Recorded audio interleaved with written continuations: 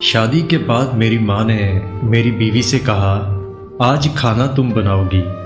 جس نے پانی کا گلاس اٹھا کر کبھی نہیں پیا تھا اسے میری ماں نے حکم دیا۔ وہ اٹھی اور جیسے تیسے کر کے 3-4 گھنٹے لگائے اور کھانا بنایا، مگر کھانے میں نمک زیادہ ہو گیا۔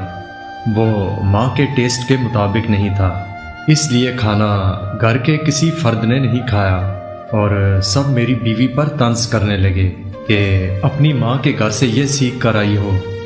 میں 8 گھنٹے کی ڈیوٹی کے بعد گھر آیا تو ابھی گھر میں بیگ رکھا ہی تھا کہ میری ماں مجھ سے کہنے لگی، ہم تو صبح سے بھوکے ہیں، تم جاؤ اور بازار سے کھانا لا کر دو۔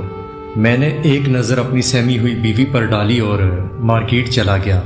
کھانا لے کر آیا تو سب کھانے لگے۔ میں نے اپنی بیوی کا ہاتھ پکڑا اور کچن میں لے گیا اور اس سے کہنے لگا، کیا پکایا ہے آج؟ اس نے آنسو آنکھوں میں روکتے ہوئے کہا کہ باقی سب کی طرح تم بازار والا کھانا نہیں کھاؤ گے۔ میں نے کہا کہ بالکل نہیں، مجھے اپنی بیوی کے ہاتھ کا کھانا بہت پسند ہے۔ اس نے کچن میں میرے لیے کھانا لگا دیا اور جب میں نے کھانا کھایا تو وہ اتنا بھی بد ذائقہ نہیں تھا کہ کھایا ہی نہ جاتا ہو، مگر اسے اتنا مارجن ہی نہیں دیا گیا کہ وہ اپنی غلطی ٹھیک کر لیتی۔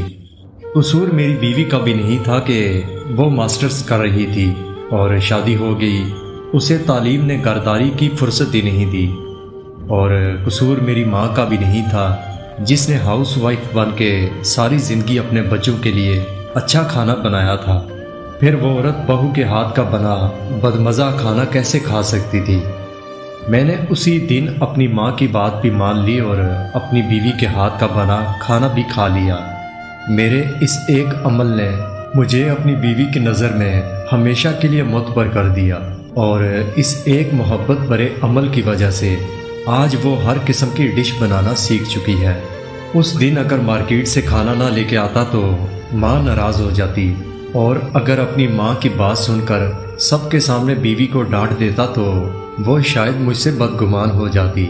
رشتوں میں بیلنس قائم کریں اور اتنا مارجن ضرور دیں کہ لوگ ایڈجسٹ ہونا سیکھ لیں۔ محبت کے جذبے کو کبھی ختم نہ ہونے دیں، کیونکہ میاں بیوی ایک دوسرے کا لباس ہوتے ہیں، اور لباس خراب ہو جائے تو بڑے بازار میں اتارا نہیں جاتا، پیوند لگایا جاتا ہے۔ رشتوں میں بھی پیوند لگائیں۔